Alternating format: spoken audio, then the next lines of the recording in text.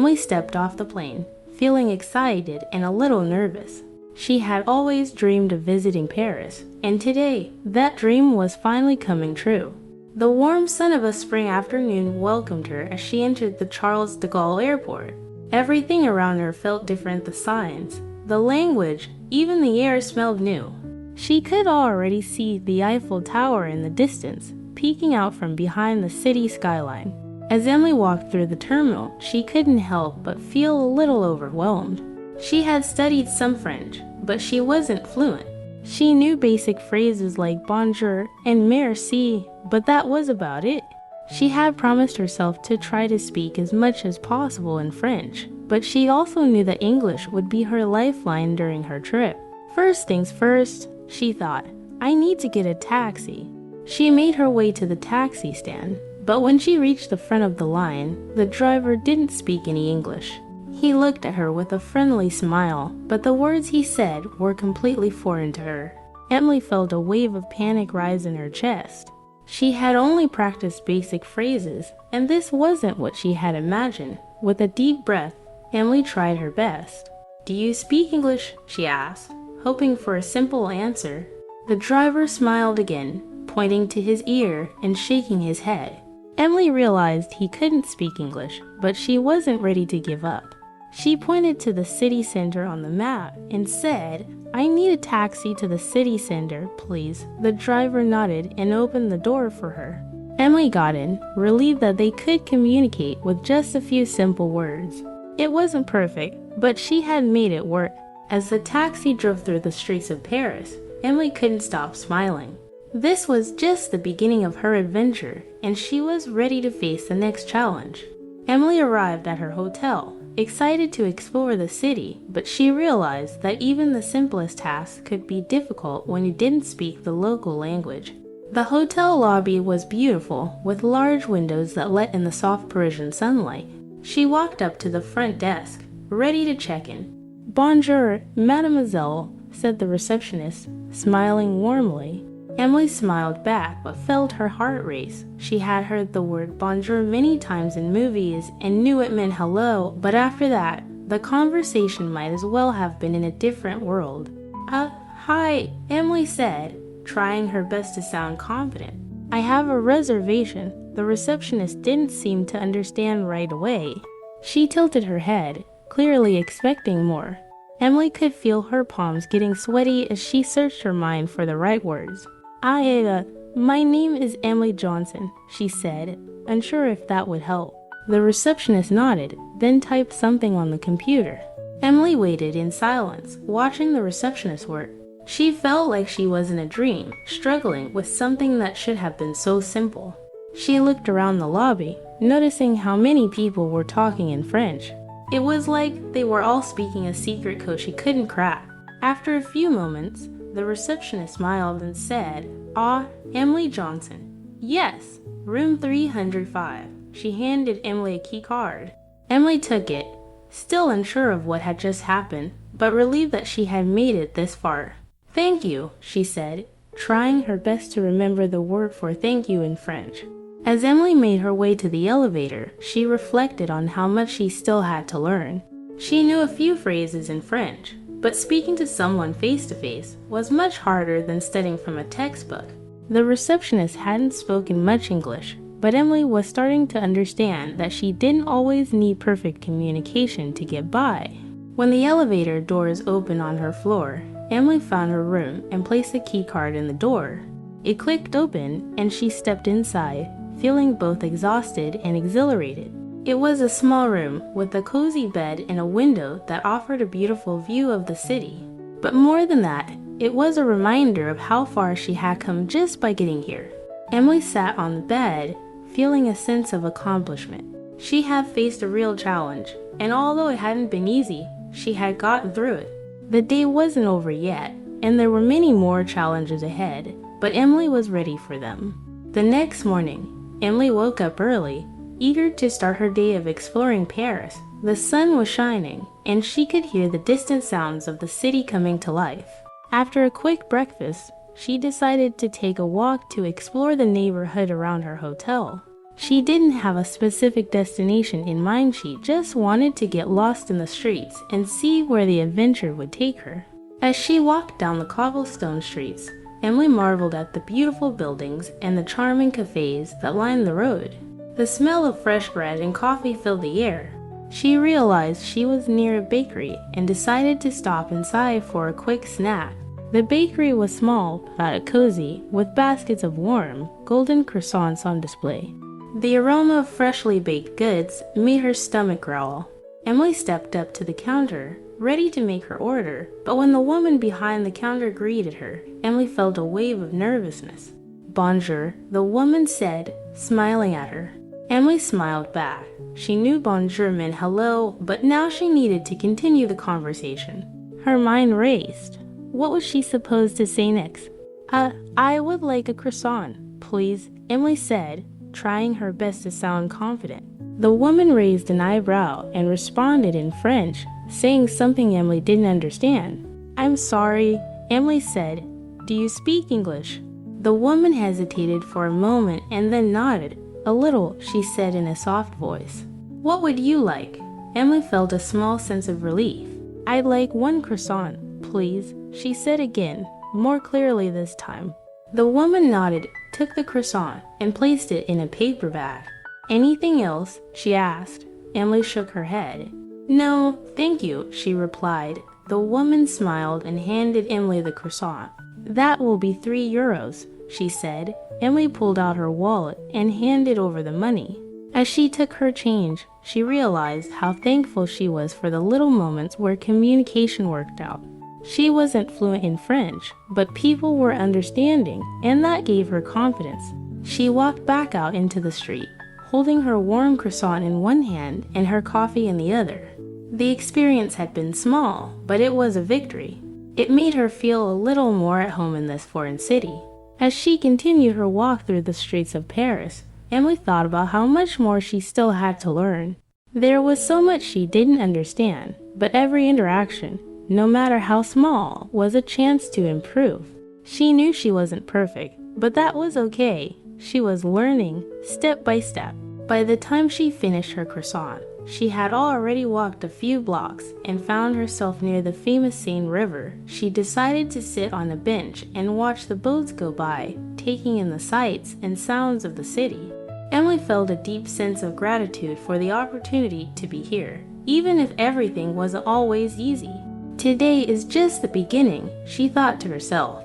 There's so much more to explore and so much more to learn. Later that afternoon, Emily decided to visit a local market. She had heard about the colorful stalls filled with fresh fruits, vegetables, and local delicacies. It sounded like the perfect place to immerse herself in the culture of Paris. As she walked through the market, she was struck by the hustle and bustle of the vendors calling out to customers in rapid French. "Bonjour," phrases fraîches, melons délicieux, one vendor shouted, holding up a basket of strawberries. Emily smiled and waved, feeling excited to explore more. She passed by several stalls, looking at the fresh produce, wondering which fruit to buy. But when she arrived at a stall with a selection of ripe, golden peaches, she stopped. The vendor, a man in his 50s with a friendly smile, looked at her and said, "Bonjour, mademoiselle." "Vous désirez?" Emily froze for a moment. She knew that bonjour meant hello, and she had heard "vous désirez" before. It meant something like, "What would you like?" But she wasn't entirely sure. She was still working on her confidence when it came to shopping in French. Peaches, please," Emily said, pointing to the fruit. She hoped that would be enough. The vendor raised an eyebrow, and then said something in French that Emily couldn't catch. She felt her face flush with embarrassment. She had made an effort, but she still felt unsure. "Sorry," Emily said, trying again. "How much for the peaches?" The vendor smiled kindly and said, €5. Emily was relieved to understand the price. She quickly pulled out her wallet, and as she handed over the money, the vendor said, "Merci, mademoiselle, merci," Emily replied, feeling proud of herself for getting through this transaction without too much trouble. But the experience wasn't over yet. The vendor, seeing that she wasn't quite sure what to do next, pointed toward a bag of almonds on a nearby table. Almonds, there's bonds. Emily glanced at the almonds and shook her head, saying, "No, thank you." The vendor smiled and nodded, then wrapped up the peaches in a small paper bag. "Bon appetit," he said as he handed them to her. "Bon appetit," Emily repeated with a smile, feeling a little more at ease. She walked away from the market, holding the bag of peaches in her hand. She had made another small, but significant achievement. The language barrier wasn't as scary as it seemed before. Every time she practiced, she felt a little more confident.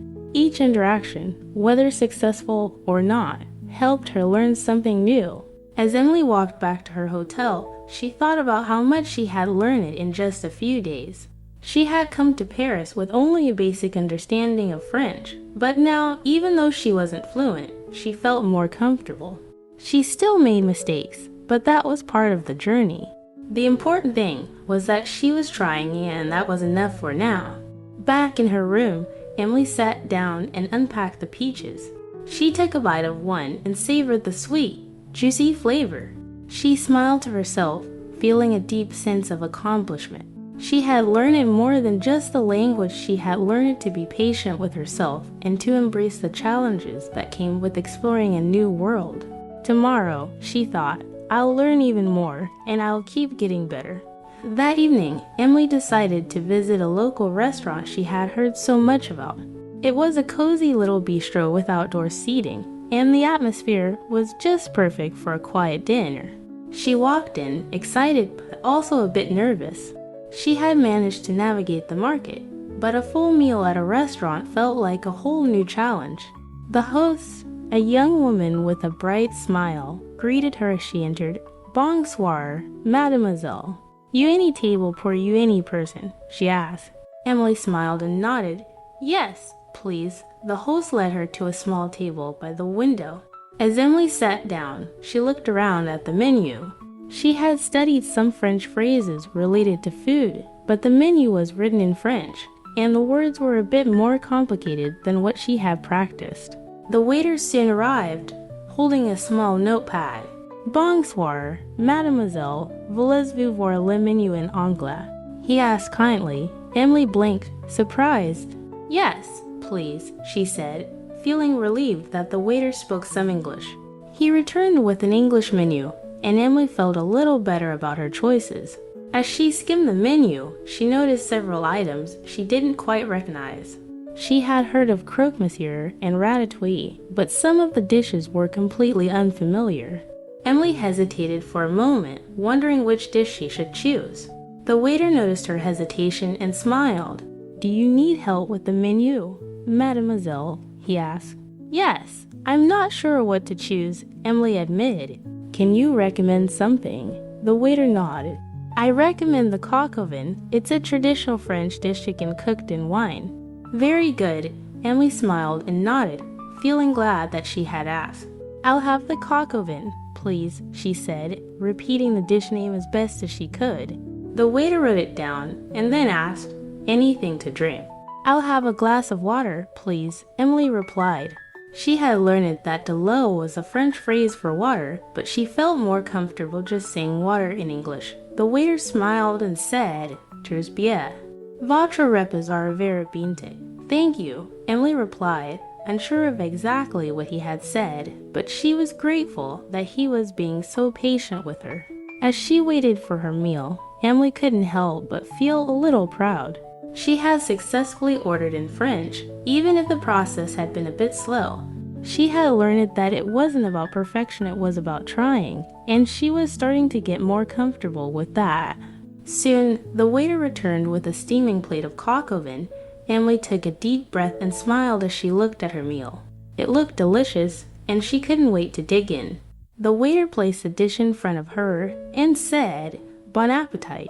"Bon appetit," Emily replied with a smile. She took her first bite, and the flavors exploded in her mouth. The chicken was tender, and the sauce was rich and savory. Emily closed her eyes for a moment, savoring the taste. It was exactly what she had hoped for. She felt like she was truly experiencing Paris, not just as a tourist, but as someone who was becoming a part of the culture. As Emily ate, she reflected on how far she had come since arriving in Paris. Just a few days ago, she had felt nervous and unsure about everything. But now, she was able to order a meal in French, ask for help when she needed it, and even enjoy the experience without feeling completely lost in translation. When the waiter returned to check on her, Emily decided to thank him in French. "Merci beaucoup," she said with a smile. The waiter smiled back. "Doreen, mademoiselle, I hope you enjoy your meal." "I am," Emily replied, feeling grateful. "Thank you." As the meal came to an end, Emily felt a sense of pride. She had taken another step forward in her journey of learning French, and it felt good. Even though the language wasn't always easy, Emily knew she was improving bit by bit. She finished her meal and asked for the check. The waiter brought it over, and Emily paid with her card. She stood up from the table, feeling content and happy. It wasn't just about learning a new language, it was about embracing the challenge and enjoying the process. As Emily left the restaurant, she walked out into the cool Parisian night, feeling more at home than she had the day before. Tomorrow, she thought, I'll learn something new, and I'll keep improving. Now that you've followed Emily's journey through Paris, it's time to practice the key phrases and expressions she used in the story. Let's take a moment to review and reinforce what you've learned. Ready? Let's go! Emily used several helpful phrases during her trip, and now it's your turn to practice. I'll say the phrase, and you repeat after me. Excuse me. Do you speak English? Pause for repetition. This phrase is super useful when you need help in a new place. It's polite and simple. How much is this? Pause for repetition, a perfect phrase for when you're shopping or ordering food. Use it when you want to ask for the price of something. I would like. Pause for repetition. This is a great phrase for ordering food or drinks. You can say, I would like a coffee, or I would like a sandwich. Can you recommend something? Pause for repetition. This is a fantastic way to ask for suggestions when you're unsure what to choose. Whether in a restaurant or a store, it's a great way to get some help. Thank you. Merci. Pause for repetition. You can say thank you in both English and French, and it's always important to show appreciation. Let's do a quick role play. Imagine you're in a restaurant in Paris. Just like Emily, I'll be the waiter and you're the customer. Ready? Here we go. Waiter, good evening.